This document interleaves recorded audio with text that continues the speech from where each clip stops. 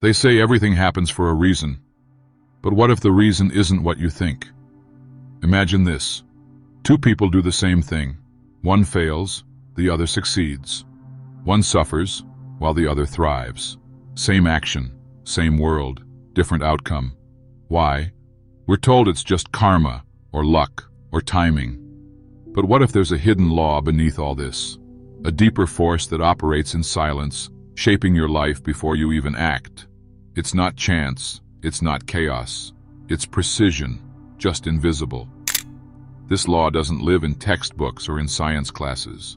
It was guarded by mystics, encoded in symbols, and passed down in whispers. It's the truth behind the phrase, as within, so without. And if you don't know how it works, cause and effect will feel like chaos, like life is random. But it never is. You've already felt it. Those moments where reality seems to respond to your thoughts, where you think of someone, and they call. That's not magic, that's alignment. And the world has kept this from you for a reason. It starts long before action, before decisions, before thoughts even. It begins in vibration, in the subtle resonance of your energy field, shaped by beliefs you didn't choose, stories you were told, pain you never processed. That field transmits, constantly, and the universe doesn't respond to what you want, it responds to what you are. This is why you can recite affirmations every morning, visualize your goals, do everything right, and still nothing changes. Because if the frequency underneath is rooted in fear, self-doubt, or unworthiness, then the cause you're sending out is already misaligned, and the effect will always mirror that. The Hermetic masters called this the law beneath the law. They knew that cause and effect was not linear, it was vibrational, that your outer reality bends to the tone of your inner world. It's not just action that matters, it's the energetic signature behind it. You've been conditioned to focus on doing, but you were never taught how to shift your being. That's why this hidden law stays hidden. Not because it's hard to find, but because the world doesn't want you to look. So how do you shift what you are? Not by pretending, not by forcing positive thoughts on top of buried pain. True transformation doesn't come from surface rituals. It begins with awareness. The kind of awareness that turns inward, sits with discomfort, and asks, what belief am I vibrating with right now? This is where most people stop, because it's easier to blame the external world than to investigate the roots. But the Hermetic path was never about ease. It was about mastery. Mastery over self, over frequency, over creation itself. They taught that everything begins with the mind, but not just conscious thought. The deeper layers, subconscious, symbolic, energetic. If your subconscious believes you're unworthy, no amount of affirmations can override that. The cause has to shift there, at the source. Only then does the effect ripple out differently. Think of your reality like an echo chamber. It doesn't respond to what you shout once. It amplifies what you continuously broadcast beneath the noise.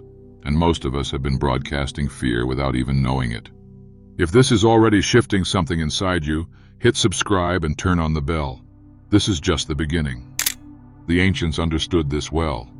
In Egyptian temples, initiates would undergo years of silence, not as punishment, but to still the noise inside, to listen to the field, because that's where the real cause lives, not in the mind's chatter, but in the undercurrent of being. Modern society has flipped this. We live loud, talk fast, chase faster, and wonder why reality feels so disconnected. We've confused motion with power, but true power isn't noise, it's coherence, alignment. When your inner signal is stable, clear, and focused, the effect it produces is immediate and precise. The law doesn't care about your effort. It doesn't respond to what you hope is true. It listens to the dominant frequency you carry every second of every day. So the question isn't, what do I want? The real question is, what am I consistently radiating? Change begins when you become honest about that. Not guilty, not ashamed, just radically honest. Because from that honesty, you can recalibrate. you can choose again. And that's where the shift in cause and the shift in effect truly be. Most people never get to this point. They bounce between surface-level fixes, new habits, productivity hacks, temporary motivation, without ever addressing the underlying signal. That's like repainting a cracked wall without fixing the foundation. Eventually, it all crumbles again. The Hermetic tradition never promised ease, but it promised truth. And the truth is simple. Reality bends not to your effort, but to your energetic integrity. When what you think, feel, and believe are in harmony, the world reflects that back, unmistakably. But harmony isn't built through control. It's built through surrender. Not to the chaos of life, but to the structure beneath it, to the law. Because once you understand the hidden structure, you stop fighting the surface. You start moving with it. And that's when cause and effect become tools, not traps. You're not here to react. You're here to create. But not from fear, not from lack, from awareness, from vibration, from a place so centered that the universe has no choice but to respond in kind. This is why true teachers don't give you answers. They don't hand you steps or systems. They help you tune your signal, because once your vibration is right, the path reveals itself. Opportunities appear, not because you chase them, but because they resonate with who you've become. Think about the moments in your life where things just clicked. You didn't force them. They flowed. That's the law in motion. Not mechanical, not emotional, vibrational. When you shift internally, the world reconfigures externally. It's not magic. It's alignment. Predictable, learnable. But here's the catch. You can't fake frequency. You can fake confidence. You can fake discipline. But you cannot fake the energetic signature you carry. The universe reads that signature like a blueprint, and it builds accordingly. That's why two people can do the same thing and get different results. It's not what they did. It's what they were when they did it. And that subtle difference, that hidden vibration, is what shapes everything. So how do you shift your vibration? The first step isn't to add more, it's to remove what's distorting the signal. Old beliefs, emotional residue, the voices in your head that don't even belong to you. These hidden distortions create static. They override your intention, confuse your field, and send out mixed frequencies. This is why inner work matters. It's not spiritual fluff, it's technical. Your inner state is an energetic transmitter, and most people are broadcasting noise without realizing it. Meditation, shadow work, silence, these aren't trends. They're tools to clean the channel. Because once the channel is clear, reality stops resisting you. It starts aligning with you. And that alignment isn't passive. It moves fast. It accelerates cause and effect.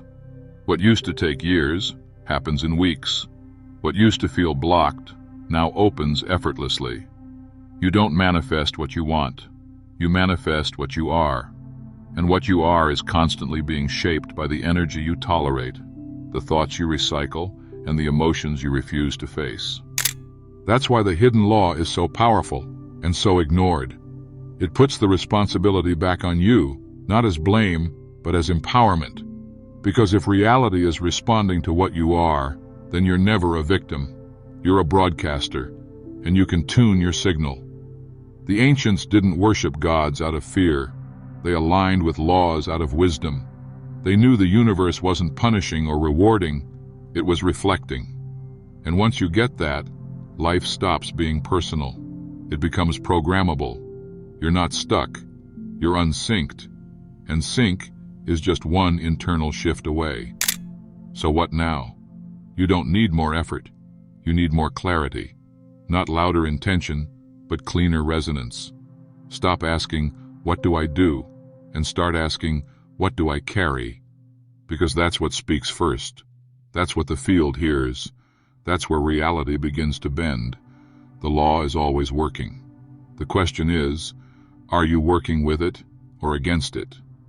This isn't philosophy. It's architecture. And your life, is the structure.